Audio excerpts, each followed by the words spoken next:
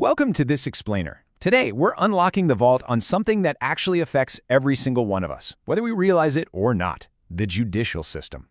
You know, public court records are an absolutely incredible tool. They're literally the paper trail of justice, and having access to them is a fundamental part of understanding our local legal process, protecting your own rights, and frankly, making smart personal or business decisions. But let's be totally honest here. Navigating all that government bureaucracy can feel a bit like trying to read a map written in a foreign language. So, I want you to think of yourself today not just as a viewer, but as a legal cartographer. If you need to uncover a legal record right here in Natrona County, you're about to embark on a journey to map out both the physical and digital pathways of the Wyoming justice system. By the time we wrap up, you're going to know exactly where to look, who to ask, and how to decode the rules of the courthouse. Okay, let's dive right into this. Here is our roadmap for the explainer. 1. Mapping Natrona's court system. 2. District versus circuit courts. 3. Step-by-step record access. 4. Federal and historical archives. 5. Confidentiality, fees, and tips. And finally, 6. Next steps and disclaimer. Section 1. Mapping Natrona's court system.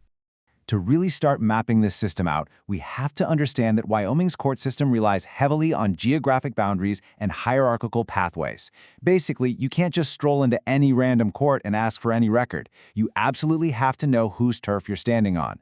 In Wyoming, geographic jurisdiction is strictly defined. Natrona County actually constitutes what is known as the 7th Judicial District of the state of Wyoming, making the city of Casper the centralized hub for record custody. This is completely crucial because a court in one county cannot exercise authority over matters arising in another county without a very specific statutory exception. So if your case happened in Natrona County, the 7th Judicial District in Casper is your starting point. Just to see where we fit into the much bigger picture here, Wyoming operates a unified state court system with 4 main tiers. Way up at the top, down in Cheyenne, is the Supreme Court. Now, this is an appellate court, meaning they don't actually hold trials. Instead, they just review decisions made by the lower courts to make sure the law was applied correctly. Right below that, we have the district courts. These have general jurisdiction, so they handle the major trials and really serious legal matters. Then we step down to the circuit courts, which handle limited jurisdiction trials, typically for your lesser offenses or smaller civil amounts.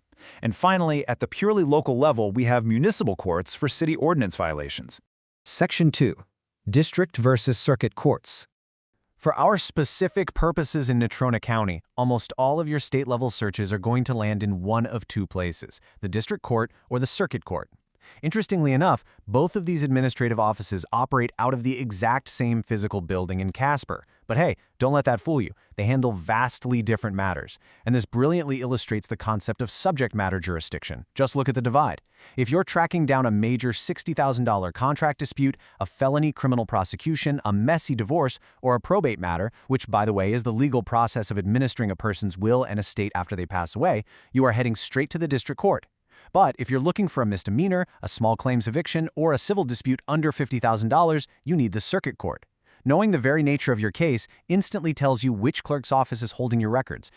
Section 3. Step-by-step record access. Now that we've got the lay of the land, how do we actually get our hands on these documents? Consider this your ultimate essential checklist for any successful record search. Step 1. Identify the correct court tier based on the case type and the dollar amount, just like we literally just talked about. Step 2. Verify if the record is actually public. As you'll see in a few minutes, some are strictly restricted by state law. Step 3. Once you know for sure it's public and you know the court, you can either fire up a local pass terminal or contact the specific clerk of court directly for physical copies. Okay, let's talk about those pass terminals, because they are incredibly powerful if you know how to use them. The Public Access and Search System is a totally free, in-house case management tool available on designated computers right inside the Natrona County Courthouse.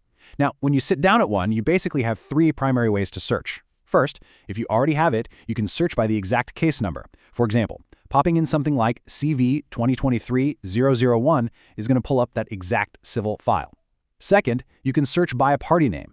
This is fantastic if you just want to know if John Doe has ever been sued or faced charges locally. You just type in the first and last name. Third, you can search by attorney information, which is actually a pretty neat trick if you want to see a specific lawyer's active caseload in Natrona County. It's also super vital to understand the terminology you're going to see popping up on the screen. District court terminals will show you case filings, which are the actual submitted documents, and minute entries. Now, a minute entry is, well, basically a quick official log or summary of what happened during a hearing, like who actually showed up and what the judge said.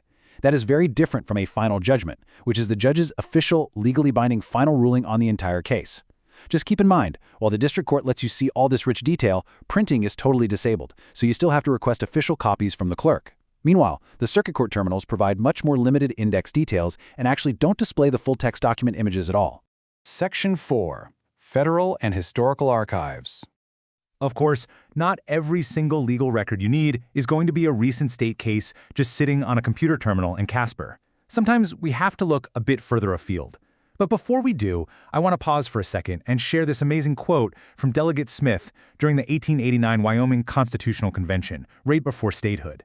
When they were debating the sheer cost of setting up an independent judiciary, he asked, "What is the matter of a few $1,000s compared with the rights of life and liberty?" It just beautifully reminds us that this system and the preservation of all these records has been recognized as a fundamental constitutional priority in Wyoming for well over a century. Let's move to and see how this builds our map of alternative repositories. If it's a federal case arising in Natrona County, it's handled by the U.S. District Court's Casper Division, and you can actually access those dockets online through the federal PACER system. For a local city ordinance violation, you can jump onto the Casper Municipal Court's online violations portal. And for deep historical or genealogical research, say a case from prior to 1976, those original physical volumes are preserved at the Wyoming State Archives in Cheyenne under Record Group 1028. You will absolutely need to get the original docket number from the Natrona County clerk first, though. Also, just a quick side note on those third-party legal databases and background check websites. While they might seem super convenient, they very often scrape outdated or incomplete data, so going directly to these official repositories is truly the only way to verify the authenticity and the current status of any legal record. Section 5. Confidentiality, Fees, and Tips. All right, let's be real for a minute.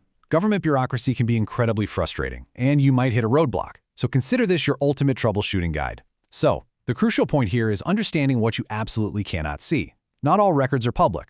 The law strictly protects vulnerable populations from public scrutiny. If you're looking for files regarding juvenile delinquency, abuse and neglect proceedings, standard adoptions, involuntary commitments, or CHINS cases, which stands for a child in need of supervision, a designation for minors needing state intervention for truancy or behavioral issues without actually being delinquent, well, those are completely off limits to the public. You cannot access these without a specific court order. No way around it. Next up, the costs. Let's break down the statutory fees for both courts.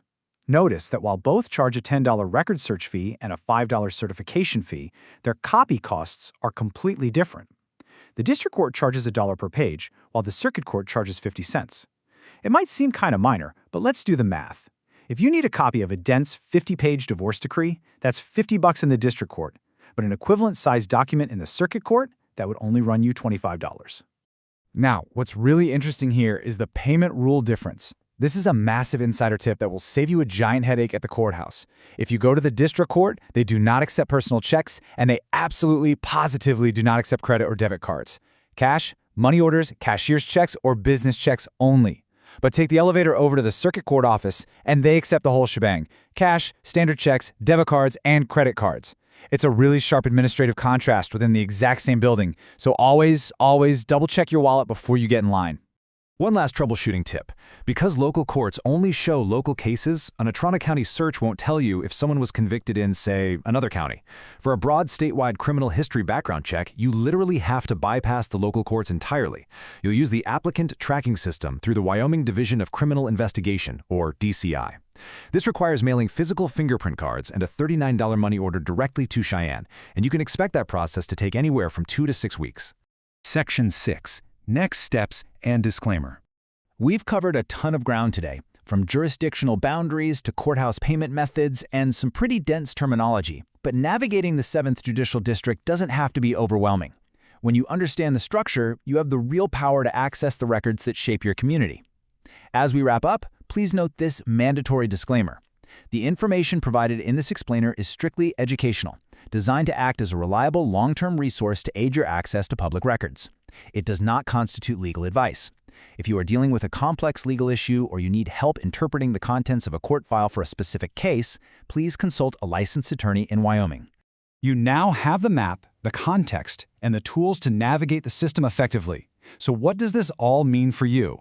Are you ready to step into the role of legal cartographer and uncover the exact records you need in Natrona County? The paper trail is waiting for you. Thanks for joining me on this explainer, and happy searching.